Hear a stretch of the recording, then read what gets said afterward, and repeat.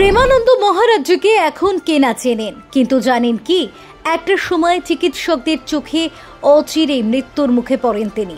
সেই চিকিৎসক তাকে সরাসরি বলে দেন যে আর মাত্র কয়েকটা দিন বাঁচবেন তিনি, কারণ মহারাজ্যের দুটো কিডনি খারাপ হয়ে যায়। তবে অবাক করা বিষয় হলো তিনি আজও জীবিত ও সুস্থ। চিকিৎসকের বলার দীর্ঘ 18 বছর পেরিয়ে গিয়েছে, কিন্তু তবুও তিনি জীবিত। জীবনের প্রতিটি অধ্যায়ে অদম্য শক্তি ও অমলিন বিশ্বাসের প্রতীক হয়ে তিনি সব ভক্তদের মার্গদর্শন করছেন। তাই মহারাজ্যের এই কাহিনী, যেটা শুধু চিকিৎসা বিজ্ঞানের সীমাবদ্ধতাকে প্রশ্নবিদ্ধ করে না, বরং মানুষের মনোবল, আধ্যাত্মিক শক্তি ও ভগবানের করুণার অপরূপ মেলবন্ধনের এক জীবন্ত সাক্ষ্য। কি এমন অবিচল আস্থা ও জীবনের প্রতি দৃঢ়তা তার শরীর ও মনকে নতুন করে সাজিয়েছে, যা আমাদের সবার কাছে এক অপূর্ব শিক্ষার উৎস।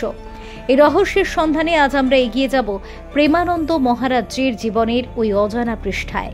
তাই শেষ পর্যন্ত আমাদের সঙ্গে থাকুন। প্রেমানন্দ মহারাজ্যকে ডাক্তাররা এক সময় বলেছেন যে তার জীবন খুব বেশি দিন স্থায়ী হবে না। চিকিৎসা বিজ্ঞানের ভাষায় হয়তো তার শারীরিক অবস্থার জন্য এমন কঠোর পূর্বাভাস দেয়া হয়েছিল, কিন্তু বাস্তবে ভগবানের অমিত করুণায় তার জীবনের গতিপথ সম্পূর্ণ অন্যরকম হয়েছে। কিভাবে তিনি এত দীর্ঘ সময় ধরে সুস্থ জীবিত রয়েছেন তা একদিকে রহস্যময়, অন্যদিকে বিশ্বাসের বিষয়।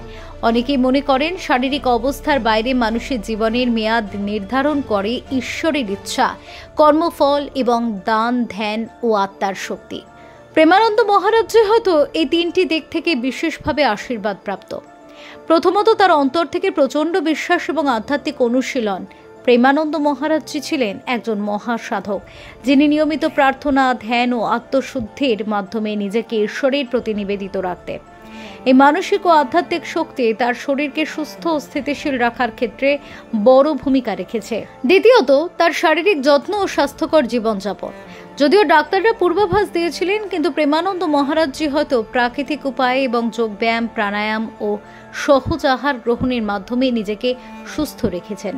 তৃতীয়ত, ঈশ্বরের করুণায় তার শরীর ও মনের মাঝে এমন এক সুরক্ষা তৈরি হয়েছে যা চিকিৎসা বিজ্ঞানের সীমা ছাড়িয়েছে। তার জীবনে যা ঘটেছে তা কেবল শারীরিক বা চিকিৎসাগত দৃষ্টিকোণ থেকে ব্যাখ্যা করা যায় না, এটি এক ধরনের আধ্যাত্মিক আশীর্বাদের ফল। তাছাড়া প্রেমানন্দ মহারাজ্যের জীবনের দীর্ঘায়ু ও সুস্থতার পিছনে তার চারিত্রিক গুণাবলীও অত্যন্ত গুরুত্বপূর্ণ। তিনি ছিলেন সম্পূর্ণ সৎ, নম্র এবং পরোপকারী মনস্তাত্ত্বিক ব্যক্তিত্ব, যার হৃদয়ে ছিল দয়া ও সহানুভূতির অসীম ভাণ্ডার। এই ইতিবাচক মানসিক অবস্থা শরীরের রোগ প্রতিরোধ ক্ষমতাকে বাড়িয়ে দেয় এবং মানসিক শান্তি এনে দেয়, যা দীর্ঘায়ু ও সুস্থতার জন্য অপরিহার্য। তার হৃদয় ও মন সবসময় ভালোবাসায় ও আলোকিত থাকায় তিনি রোগ ও দুর্দশার বিরুদ্ধে অনেক বেশি দৃঢ় ছিলেন। সবশেষে, সমাজ ও অনুসারীদের প্রতি তার অবিচল সেবা মনোভাব তার জীবনে একটি অতিরিক্ত শক্তি যোগ করেছে। অন্যের জন্য নিবেদিত জীবনযাপন করলে মানুষের মনোবল বৃদ্ধি পায় এবং আত্মার প্রশান্তি আসে, যা স্বাস্থ্যের জন্য উপকারী। প্রেমানন্দ মহারাজ্যের চারপাশের মানুষদের জন্য তার প্রেমময় এবং সেবামূলক দৃষ্টিভঙ্গি তাকে একটি মহৎ আত্মায় পরিণত করেছে, যা স্বয়ং ঈশ্বরের আশীর্বাদ এনে দিয়েছে। এই সকল কারণ মিলিয়ে তিনি আজও জীবিত এবং সুস্থ থেকে চলেছেন।